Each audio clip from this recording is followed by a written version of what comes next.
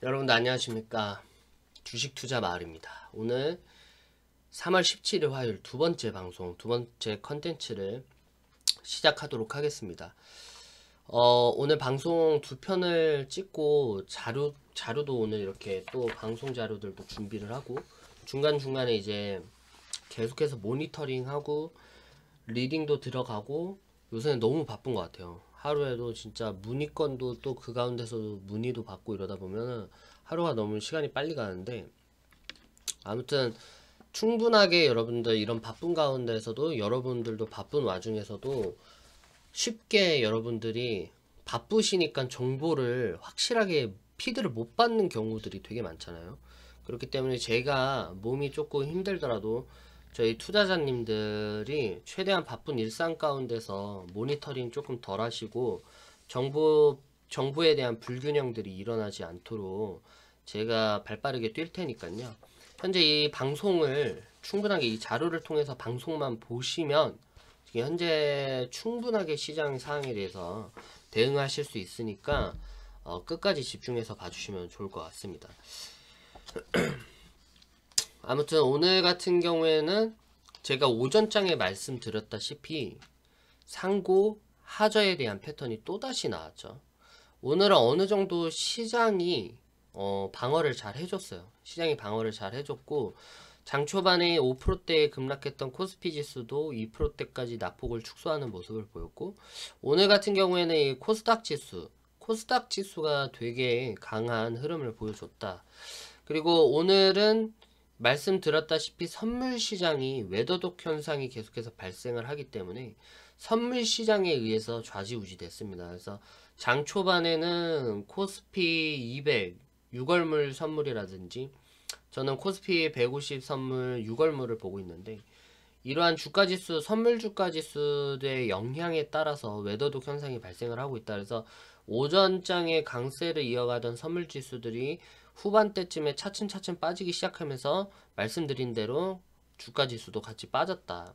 그래서 오늘 같은 경우에는 저희 주식 투자 마을 고객님들 같은 경우에는 평균 대비 가격에 뭐 플러스 5%에서 뭐 많게는 7%까지 수익 보시는 분들이 생겼다.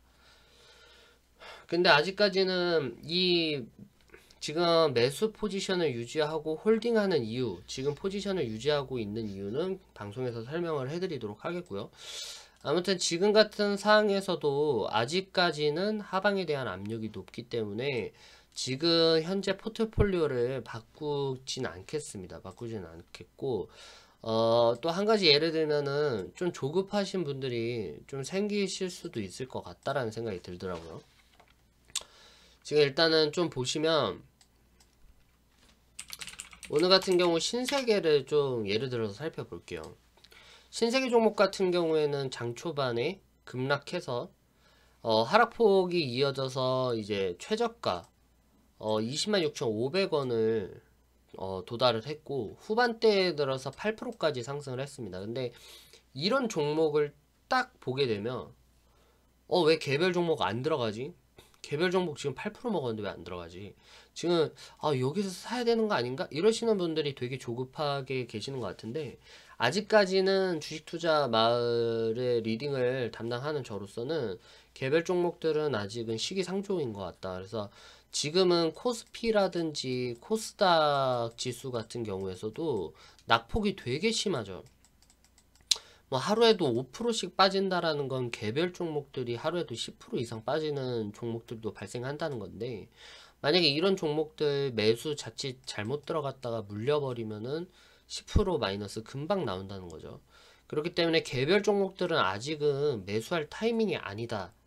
그렇기 때문에 지금은 뭐 주가 연계지수, 파생상품, ETF 이런 쪽으로 선물지수 같은 이런 쪽으로 매수를 조금 하고 있는 편이고, 이런 개별 종목들은 확실한 바닥선을 체크한 후 추세 전환이 나오고 상승에 대한 강한 추세 흐름에 대한 어떠한 그런 양상이 보여지게 되면 제가 그때서야 이제 개별 종목들에 대해서 지침을 좀 드리겠고요. 그 전까지는 지금의 현재 보수적인 포지션을 유지하면서 수익을 누적 수익률로 조금씩 끌어당기도록 하겠습니다. 그래서 이 점을 여러분들이 좀 숙지하시기 바라겠고, 바닥 지점에서 매수하고 이렇게까지 수익 보는 건 쉽지 않은 거예요. 그렇기 때문에 괜히 이런 종목에다가 현혹돼서 매수 들어갔다가 물리는 경우가 거의 한 10타 중에 8할 정도는 그렇게 물리시니까, 이런 부분에 있어서 여러분들 좀 조심하게 접근하시고 보수적으로 좀 접근하시길 바라겠습니다. 아무튼 간에 지금 같은 경우에서 주가 지수가 방어를 잘 하고 있지만 지금 뚜렷한 상승에 대한 요인은 부족한 모습입니다. 그래서 오늘 같은 경우에도 외국인들이 또다시 1조가량을 팔았고, 개인 매수세, 기관 매수세가 좀 잘잘잘잘하게 들어온 것 뿐이고, 외국인들에 대한 셀링 코리아가 멈추지 않고 있다라는 점은 여러분들이 간과해서는 안 됩니다. 그래서 시장을 부양할 수 있는 경우가 뭐 연기금 등이 추가적인 매수를, 연기금이 추가적인 매수 여력이 9조 가까이 된다라고 얘기하더라고요. 그래서 9조 가까이 되긴 하지만 시장 상황이 하루에도 이렇게 외국인들이 1조씩 빠져나가는 상황에서 아무리 연기금이라고 해서 시장을 부양할 수 있는 그 한계가 있다라는 거 여러분들이 좀 살펴보시면 될 것 같습니다. 아무튼 오늘 그러면 빠르게 방송을 시작해 보도록 하겠습니다. 3월 17일 방송 목차부터 볼게요. 제로금리 시대가 도래됐다. 추가적인 양적 완화. 시장 효과는 얼마나 갈까? 쓰러져가는 기업들 하반기 컨센서스는 없다. 경상수지 적자폭 확대 속에서 금리 인하가 과연 어떻게 코스피 코스닥 지수를 이끌어갈까?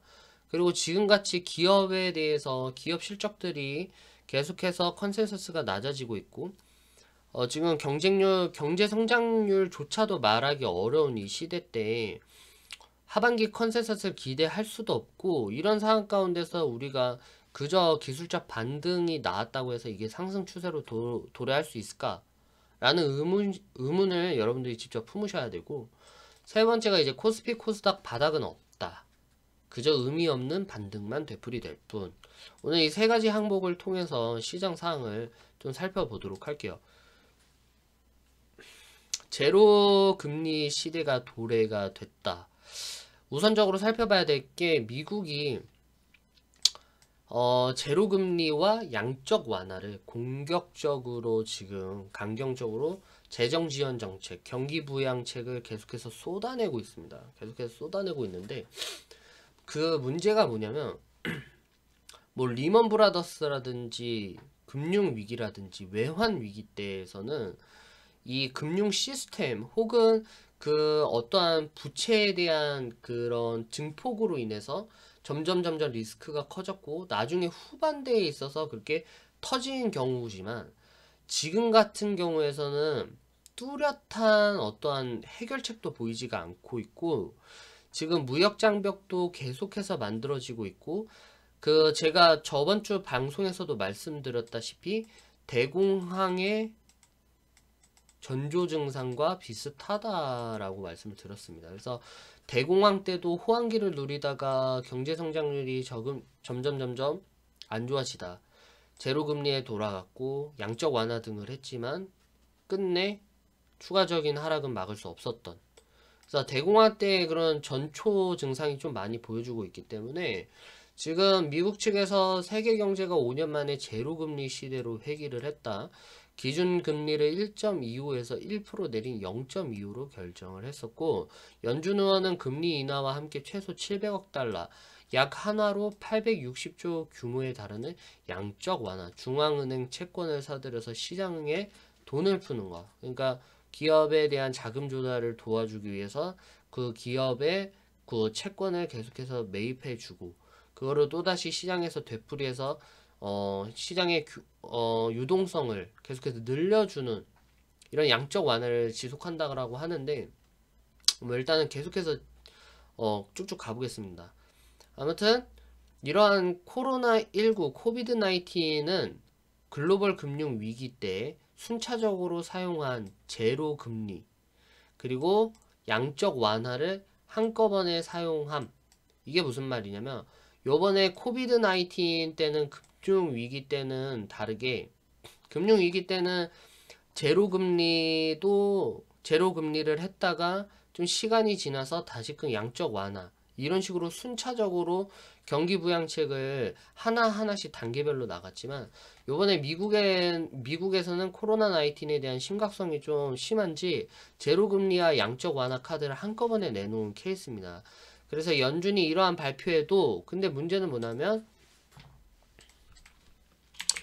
연준의 이러한 발표에도 불구하고 어제 새벽 미국 증시가 13% 급락을 했다. 13%를 급락을 했습니다.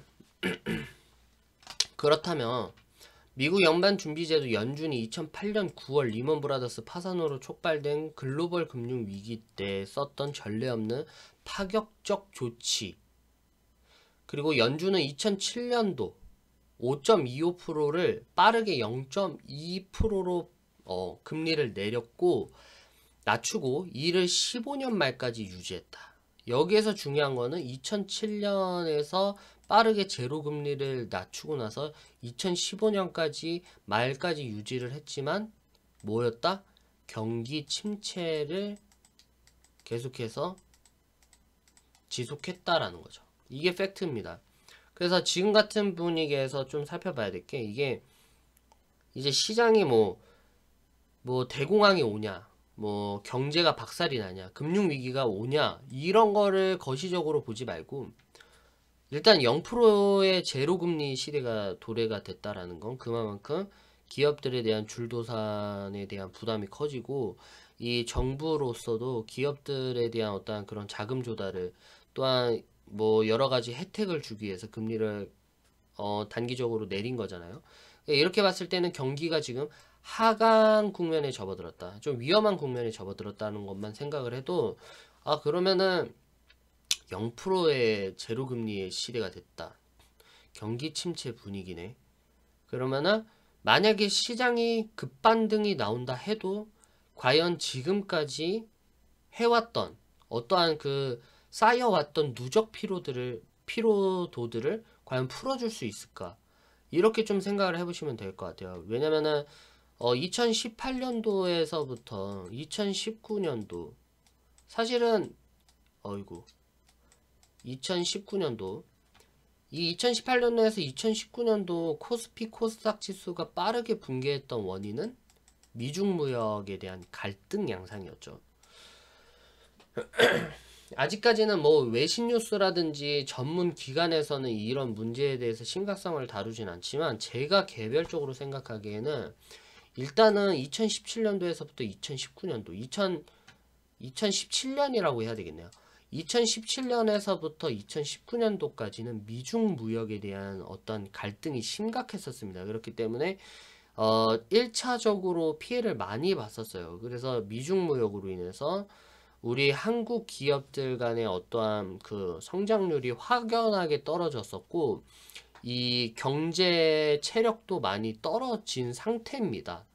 그런 상태에서 지금 현재 코비드 19이 터져서 이렇게 경기 침체가 장기화가 된다라고 가정을 했을 때면, 지금 문제가 만약에 뭐 해외 시장이 양적 완화든 뭐 경기 부양책으로 내놓는 많은 정책들로 인해서 경기가 부양이 된다 한들, 지금 국가에 대한 경제 체력이 그만큼 뒤따라 주냐, 이거를 좀 생각할 필요가 있다라는 거죠. 그렇기 때문에 미중 무역으로 인해서 지금 세계가 난리 법석 떨었던 게 엊그제입니다. 그렇기 때문에 그걸로 인해서 피해받는 기업들도 계속 누적적으로 쌓았었고, 그런 기업들이 지금 같은 코비드 19에 대한 적자가 더 누적이 되면 줄도산 할 수 있는 가능성도 있지 않을까, 좀 조심스럽게 좀 생각을 해보고요. 아무튼 이러한 정책들을 폈지만, 그러한 뭐 2007년도에서부터 제로금리를 빠르게 펼쳤지만 그 뒤로부터 대략 7년, 8년까지 경기 침체가 유지됐었고 회복하는데도 8년이 걸렸다라는 거를 여러분들이 좀 살펴보시면 될 것 같습니다.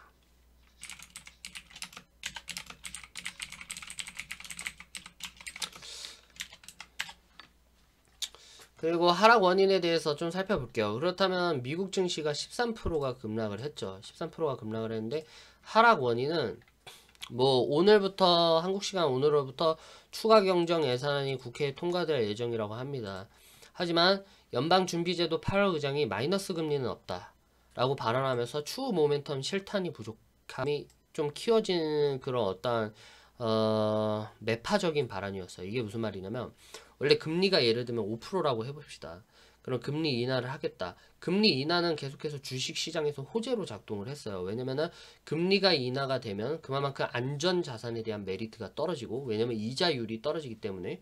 그래서 안전자산에 투자했던 사람들이 뭐야 금리가 너무 낮다. 그렇기 때문에 지금은 위험자산에 투자를 해야 될 때다. 그래서 금리 인하는 단계적으로 봤을 때 주식시장에서는 호재로 작동하는 어떤 하나의 이슈였다. 하지만 지금 마이너스 금리는 없다라고 하면서 그럼 더 이상 금리 인하를 하겠다라는 그런 발언을 기대할 수가 없잖아요. 그렇기 때문에 뭐야 더 이상 뭐 금리 인하 못한다네. 그러면 이제 더 이상 호재가 아니지. 그렇게 생각을 하는 투자자들이 있기 때문에 지금 시장이 불안감이 더 키워진 상태고, 지금 전체적으로 폭락하는 10% 13% 폭락하는 게 너무 심하다 보니까 폭락하는 투자 자산이 늘어나자 손해를 메우기 위해 안전자산인 미국 국채까지 팔아치우며 달러 확보에 애쓰고 있는 단계라고 합니다. 지금 미국에서는 금융회사들이 단기적으로 갚아야 하는 달러 표시부채가 적지 않은 실정. 따라서 지금 단기적으로 주가가 많이 빠졌어요. 20% 넘게 빠진 이런 상황에서 기업들은 불안감이 아무래도 더 커지겠죠. 그렇다고 해서 내수라든지 외수, 경제 성장률이 확실하게 보장되지도 않는 이 상황에서 회사가 살려면 당연히 유보율이 좋아야 되겠고, 회사 자본을 확실하게 현금화를 시켜서 자본을 쥐고 있어야지 이 장기적인 경기 침체에서 이길 수 있기 때문에 그러한 분위기들이 여기저기에서 쏟아져 나오고 있다. 피터 부클바 브리클리지 투자자문 최고 투자 책임자가 하늘에서 쏟아지는 돈다발이 바이러스를 치료할 수는 없다. 오직 시간 그리고 백신만이 우리를 구할 것. 영국 파이낸셜 타임즈는 이번 문제는 금융 위기의 진앙이 금융 시스템 문제가 아니다. 실질적으로 생활에서 비롯한 문제이기 때문에 기존 금리 인하 정책이 작동치 않을 것이고, IMF 수석 이코노미스트를 지낸 모리스 옵스펠트 캘리포니아 교수는 지금 상황은 세계 경제 성장의 발목을 잡는 심각한 조합, 경제가 멈춰선 유럽 등의 현실을 볼 때 극심한 경제 둔화를 중앙은행이 어떻게 막을지 전혀 알 수 없는 상태다. 존스 트레이딩 시장 전략가는 투자자들이 미 연준 통화 정책이 무력하다고 느끼는 최악의 시나리오가 발동된 상태다. 이는 무엇이냐면 아무리 시장에서 돈을 풀겠다, 뭐 경기를 부양하겠다 하지만 투자자들은 말 같지도 않는 소리다. 더 떨어진다. 현금화 시키고 비축하고 대비하자라는 좀 그런 상황이 커지고 상승에 대한 포지션이 좀 어려울 거라고 생각을 하기 때문에 지금으로서는 계속해서 파는 현금화를 하는 그런 시국이라고 하죠. 그래서 비관론이 좀 팽배하고 퀸시 크로스비 프루덴셜 파이낸셜의 전략, 시장 전략가는 시장의 향방은 바이러스 확산 여부와 각국 봉쇄 정책의 효과 여부에 달려있다.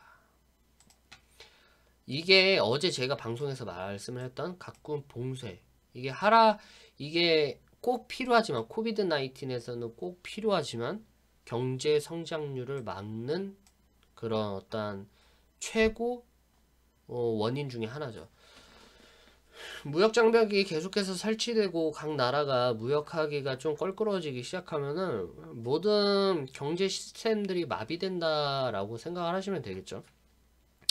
영국 이코노미스트는 중국을 제외한 전 세계 비금융 기업의 3,000곳을 대상으로 스트레스 테스트를 실시한 결과, 재무 건전성을 심사를 실시한 결과 10에서 15% 정도는 사업 자금을 조달받기 어려운 유동성 문제에 직면했다. 이 말은 무슨 말이냐면 3,000에서 10에서 15%면 뭐 300이겠죠. 300.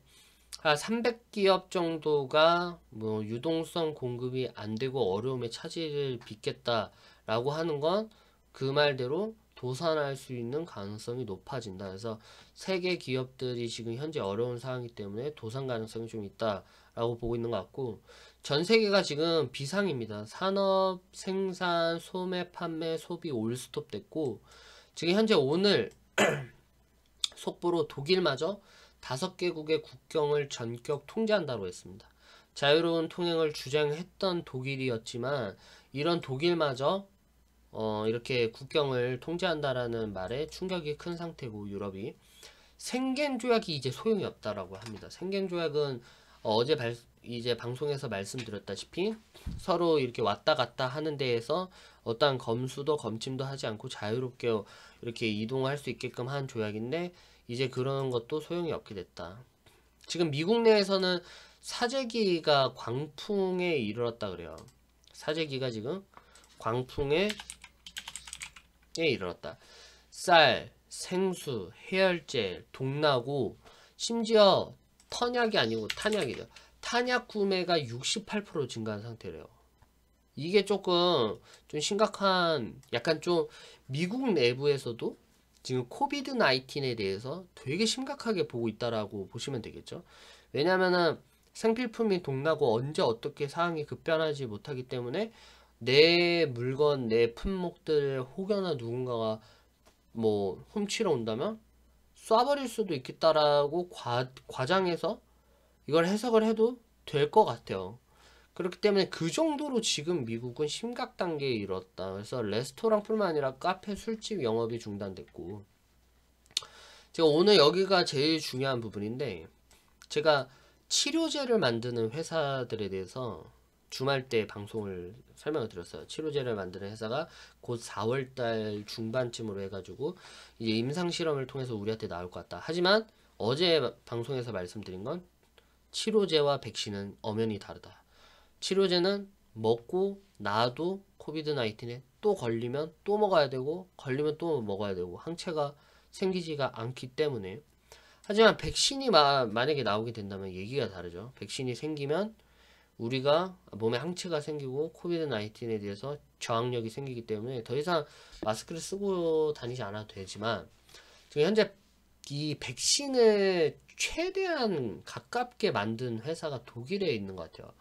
독일 바이오 기업 큐어백이라는 회사고, 임상 6월에서 7월까지 실험 백신을 만들어 인체를 상대로 임상 실험을 할 계획이라고 합니다.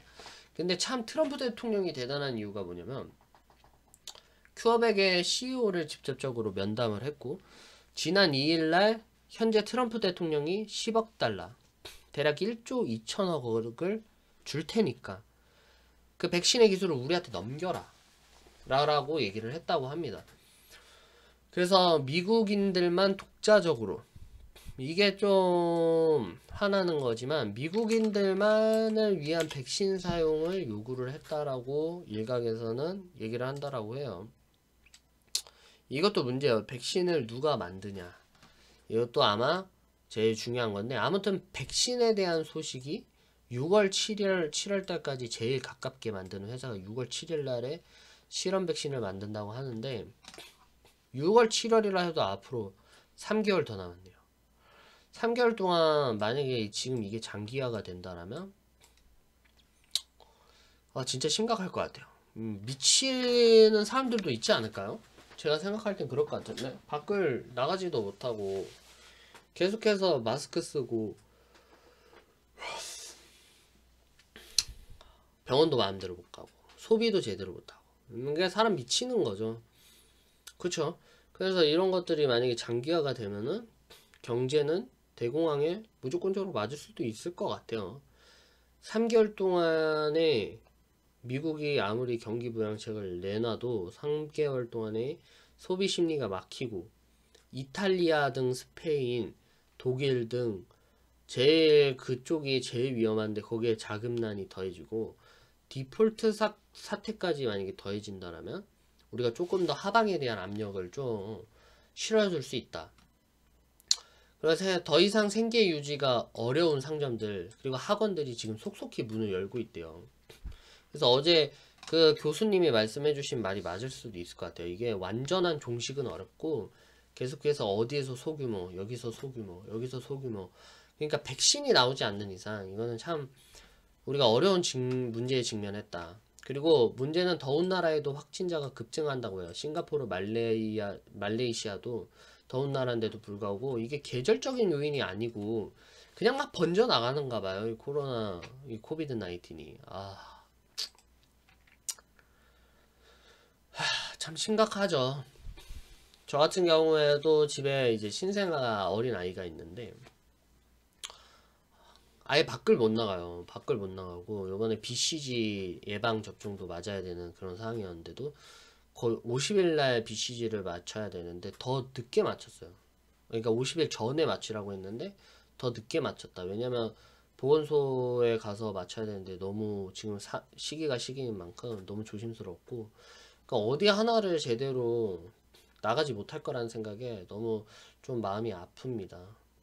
아무튼 지금 현재 이러한 시국에도 아직도 멍청한 사람들이 있다라고 합니다. 멍청한 사람들. 왜냐면 지금 프랑스가 영업 중지 명령에도 오늘이 마지막이다 하고 외치면서 술집에서 밤새는 이 많은 청년들이 있다라고 합니다. 젊은 사람들이 많은 이들 아무 일 없는 것처럼 마시는 이런 사태가 아직도 있다고 하는데 이건 아직도 그런 것 같아요. 왜냐면 제가 어제 마스크를 쓰고 올 땡땡을 갔는데 올리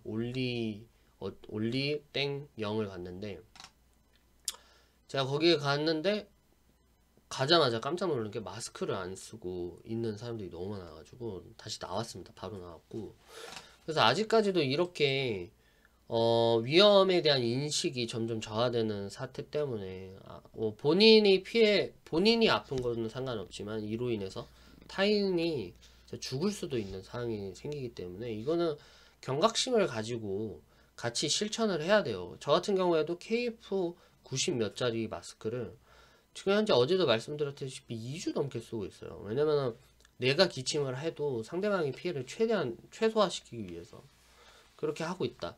아무튼 이렇게 해서 미국이라든지 유럽 전국이 지금 난립니다. 그래서 이런 것들을 종합적으로 봤을 때는 지금 경기부양책을 아무리 미국이 쏟아내고 여러 가지를 하고 있고 키움증권의 어떠한 리서치 연구원은 뭐 이번에 경기부양책이 힘을 받아서 큰 폭 반등이 일어날 거다라고 확언을 하는 것 같은데 저는 예상을 좀 더 다르게 해봅니다. 지금 시장이 뭐 급속도로 오늘도 거의 한 유럽 지역에서는 사망자가 거의 한 몇백 명, 500명 넘게 나타나고 있고 확진자도 몇천 명 이상 나타나는 가운데서 이거는 뭐 급반등, 경기부양책에 급반등이 나올다라는 말은 저는 좀 무리가 있어 보입니다. 그리고 제가 알기로는 지금도 계속해서 해외에서 한국으로 들어오는 해외 사람들, 외국 사람들이 있다라고 합니다. 그 사람들이 또 어딜 돌아다니다 보면은 또 대구 지역처럼 서울 지역이 완전하게 초토화가 될 수도 있는 거고 아무도 모르는 것 같아요. 그렇기 때문에 제가 볼 때는 아직은 하방 압력이 크다. 그래서 경기부양책도 아무리 뭐 한다고 한들 지금의 이 종국적인 사태를 막을 수 있는 건 오직 백신 뿐이다. 백신 뿐이다 라고 말씀을 드리고 싶습니다. 그렇다면 한국의 기준금리 인하 효과는 어떨까? 한국금리 어제 한국은행 총장이 1.25에서 0.75까지 인하를 했다. 그래서 자금난을 겪는 기업들에게 일시적인 이자 부담을 줄여줄 수 있고 줄여주려고 했으나 이게 이제 실질적으로 코스피 코스닥에서 이득은 없을 것으로 보고 있습니다. 이제 미래에셋의 리서치 센터장은 돈을 푼다고 해서 바이러스가 사라지는 것은 아니며 실탄을 일찍 소진한 측면이 있다. 이것도 아까도 말씀했듯이 가격 인하가 더 이상 없기 때문에 그리고 지금 현재 통화스와프 협정을 맺은 유럽연합 이 통화스와프란 무엇이냐 마이너스 통장에서 돈을 꺼내 쓰듯이 언제든지 미국과 협정을 맺은 나라가 달러들을 이렇게 갖고 올 수 있고 또한 줄 수도 있고 이런 사항들 이자를 내고 달러를 더 많이 사들일 수 있는 이런 것들인데 지금 현재 미국과 협정을 맺은 나라는 유럽연합, 영국, 일본, 캐나다, 스위스 이렇게 있다라고 해요. 이건 뭐야? 이런 나라 등이 있고, 지금 스와프 금리를 0.25%까지 낮춰준다라고 미국에서는 하고 있는데, 우리나라는 지금 현재 연준과 통화 스와프 계약을 맺지 않았기 때문에 혜택을 못 본다라고 얘기를 하더라고요. 그래서 이러한 통화 스와프가 중요한 이유가 추후에 이제 금융 위기가 닥쳐오고 대공황이 될 때 외국인들에 대한 자금이 빠르게 빠져나갈 거 아니에요. 현금화를 되고 지금같이 오늘도 1조 이상을 팔고 있는데, 이러한 자금이 빠르게 빠져나가면서 외환 보유액이 시가 마르죠. 그 달러가 시가 마르는데, 이 외환 보유액을 많이 갖고 있으면 많이 갖고 있을수록 그 말 그대로 비상금에 대한 개념, 우리가 위급할 때, 국가가 어려울 때 이 달러를 통해서 우리가 여러 가지 일들을 할 수 있는데, 그 대외적인 결제권에 대해서 보유액이 많을수록 국가 경쟁 우위에서 밀리지 않고 버틸 수 있는데, 이런 것들이 없으면 외환 위기를 맞을 수 있다 라는 거를 좀 살펴볼 수 있겠습니다. 그래서 이렇게 있고, 쓸어가는 기업들 하반기 컨센서스는 없다. 경상수지 적자폭 확대 속의 금리 인하는, 자동차 업계 현대차는 지난달 중국 판매율이 97% 급감, 금융정보업체 FN가이드에 따르면 SK는 1분기 영업이익이 작년 말 대비 마이너스 40% 감소 예정, 롯데는 37%, 포스코 26%, LG 25%, 신세계가 20%예요. 근데 아까도 말씀을 드렸다시피 하반기에 대한 어떤 실적 모멘텀이 좋지 않고, 지금 현재 신세계 같은 경우에는 소비재고 여러가지 뭐 중국에 대한 어떤 따이콩 장사들 이런 걸로 인해서 소비 패턴을 조금 판매 매출로 좀 잡고 있는 회사고, 지금 뭐 신세계 같은 경우에는 온라인 마케팅으로도 활발하게 활동을 하기 때문에 아마 그러한 매출 부분을 잘 잡고 있어서 어느 정도 선방은 할 수 있을 것 같지만, 그래도 중점적으로 보면 면세점 키워드라든지 백화점 키워드 같은 경우에는 춘제의 영향이 강해요. 이제 중국에 대한 따이콩 애들이 들어와가지고 싸그리 싹싹 물건을 사들여야지 매출이 확확 올라가는데, 그거에 대해서 기대하기 어렵고, 지금 같은 무역 장벽이 세워질 때는 더욱이 그렇기 때문에 20% 마이너스다. 근데 지금 하반기에 대한 컨센서스가 좋지도 않은데 기술적으로만 보고 접근하기에는 아까도 처음에 말씀드렸다시피 무리가 있고, 저희 주식 투자 말과는 좀 투자 원칙에 어울리지 않는다. 하나는 12%, 마이너스 12%, 현대차는 마이너스 10% 예상을 하고, 유가 급락으로 업황의 급격히 악화가 예상이 된다. 신현증권 리서치센터장은 유동성이 적어서 생긴 문제가 아니다. 급락은, 최근 글로벌 증시 급락은 시장의 유동성이 적어서 생긴 문제가 아니고 금리 인하가 증시에 미치는 영향은 미미할 거다.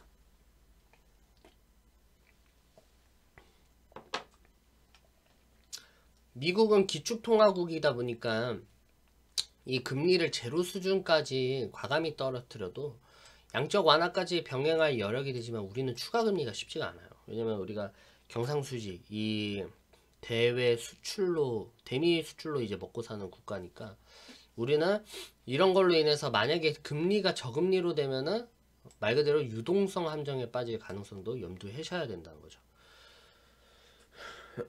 금리가 낮아지면 낮아질수록 사람들에 대한 소비 심리가 더 떨어지겠죠. 왜냐면 자꾸 가지고 현금화를 시키려고 하니까. JP모간의 본부장님은 금리 인하가 한계 사항에 놓인 기업들을 돕는 효과가 있겠지만 시장 전체에 미치는 영향은 크지 않을 것. 한은도 이 같은 점 때문에 2월 금통위에서 금리를 동결했던 걸로 보고 있습니다. 동결. 국가미래연구원장, 내수경기 부양이나 기업 투자 확대를 이끌기에는 역부족. 왜 이렇게 오타가 많이 나지? 이게 가계부채를 늘리고 부동산 시장을 자극하는 등 역효과가 나타날 가능성도 배제할 수 없다.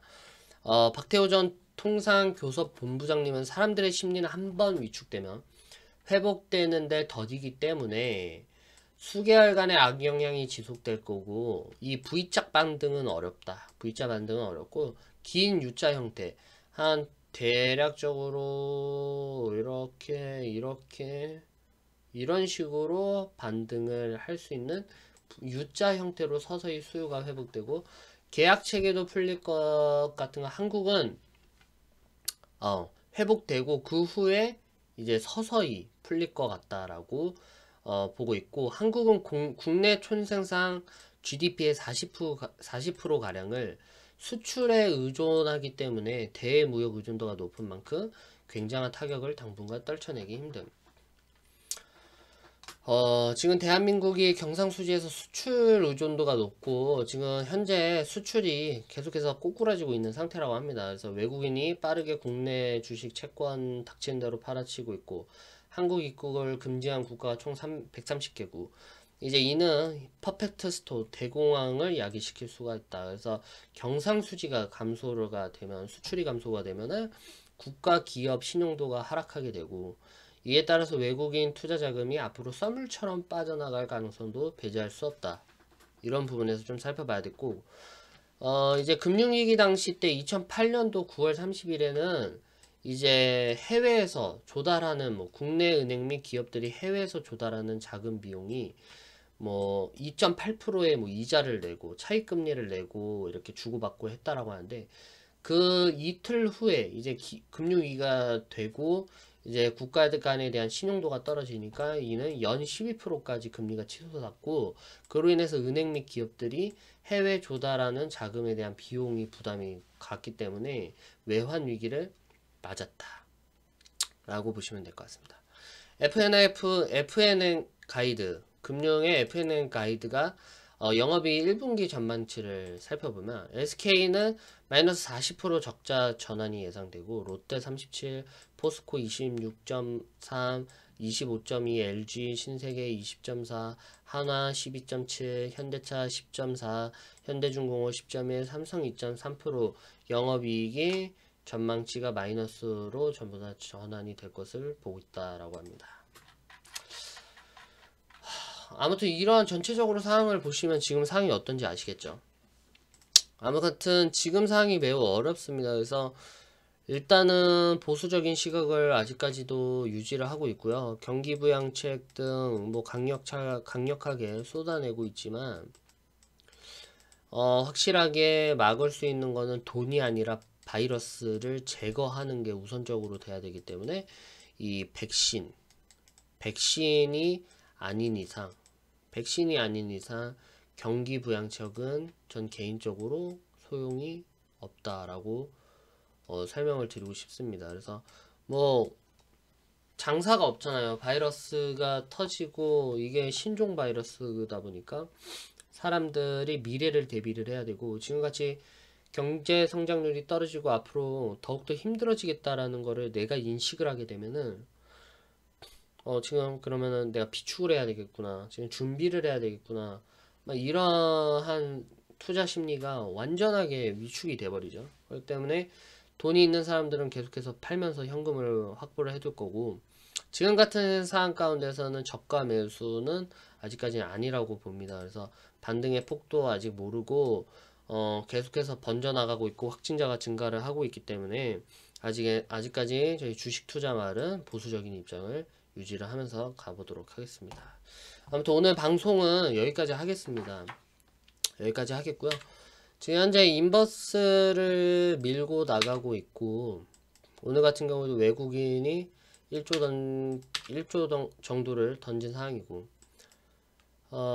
지금 현재 보면은 일단은 뭐 해외에서든 뭐 국내에서든 이 부양책이 더 세게 작동하면 반등폭은 그때마다 나올 수도 있어요. 그래서 의미 없는 반등폭이 나오고 저는 개인적으로 봤을 때는 확실하게 그 경기 부양책뿐만 아니라 전체적인 것들도 같이 본다라면 하락에 대한 비중을 좀 많이 잡고 있기 때문에 일단은 지금 현재의 기조를 유지해보면서 가도록 하겠고요. 이 코덱스 인버스 같은 경우에는 오늘 1.89에 기록을 했다. 그래서 오늘 새벽에도 미국 시장을 좀 더 살펴봐야 되겠지만 돈 뿌리고 양적 완화들이 효과가 없으면은 앞으로 이러한 파생 상품에 대해서 주력적으로 살펴보고 저희 투자자님들에게 더욱더 체계적으로 지침을 드리도록 하겠습니다. 아무튼 오늘 방송 여기까지 하겠고요. 오늘은 좀 특이한 일이 있었어요. 왜냐면은 오늘 지금 3월 이벤트를 진행 중입니다. 그래서 3월 19일이죠. 3월 19일 전까지는 3월 이벤트 가격으로 하락 장세다 보니까 좀 가격을 대폭 낮춰서 이제 회원님들에게 고객님들한테 더 많이 드리고 그리고 나서 이제 추후에 시장 반등 나올 때까지 좀 체계적으로 리딩을 좀 잡아드리자라는 바람에 약간 보상 이벤트로 진행을 하고 있는데, 오늘 어떤 분이 이제 문의가 왔어요. 뭐 갑작스럽게. 이제 문의가 그동안 많이 오고 있는데, 갑작스럽게 뭐 10개월을 계약을 하겠다고, 10개월치를 입금을 하겠다고 이러는데, 이런 식으로 지금 보시면 이렇게 링크를, 그래서 계좌를 보내드렸는데 이런 링크만 계속 저한테 쏘더라고요. 그래서 왜 그러시는 거예요? 연락을 했는데 되게 연배도 있으신 분인 것 같아요. 근데 왜 그러시는 거예요? 도대체 이러는데, 제가 이거를 사이버 수사대 경찰한테 전화해보니까 이게 스미싱, 요새 유행하고 있대요. 스미싱 수법이라 해서 뭘 하겠다, 뭘 이렇게 사업자들한테 연락을 해서 뭐 사고 싶은데요. 그러면서 갑자기 이런 문자를 보낸대요. 근데 이런 문자를 링크를 클릭을 하게 되면 소액 결제가 돼버리고, 그리고 개인정보가 유출되고 사진 유출되고 동영상 유출되고 그렇게 된다라고 하니까 진짜 시겁하더라고요. 근데 저는 평상시에 의심이 많습니다. 의심이 많고 사람을 잘 안 믿기 때문에 이런 거를 막 보내줘도 도대체 왜 이러나 하고 그냥 스팸을 아예 차단을 해버렸는데, 아무튼 이러한 황당한 사건도 일어난다. 그래서 우리 투자자님들도 모두 조심하셔서 이런 링크 스미싱에 걸리지 않도록 좀 주의하시길 바라겠고요. 내일 시장 분위기에도 어떻게 될지 모르겠지만 일단은 하방 압력에 대한 요인이 크기 때문에 지금의 현재 보수적인 입장을 유지하면서 가도록 하겠습니다. 아무튼 오늘 방송 여기까지 하겠고요. 계속해서 3월달 이벤트 진행 중으로서 문의 받고 있는데, 제가 혼자서 일일이 이걸 다 체크하고 이렇게 가고 있기 때문에 조금 늦더라도 좀 이해를 부탁드리고요. 만약에 문의가 좀 누락이 됐으면 다시 한번 저한테 문의를 주시면 제가 빠르게 상담 도와드릴 수 있도록 하겠습니다. 오늘 3월 17일 두 번째 컨텐츠 마지막 여사 마무리하도록 하고 내일 컨텐츠에서 인사드리도록 하겠습니다. 오늘 모두 수고하셨습니다. 감사합니다.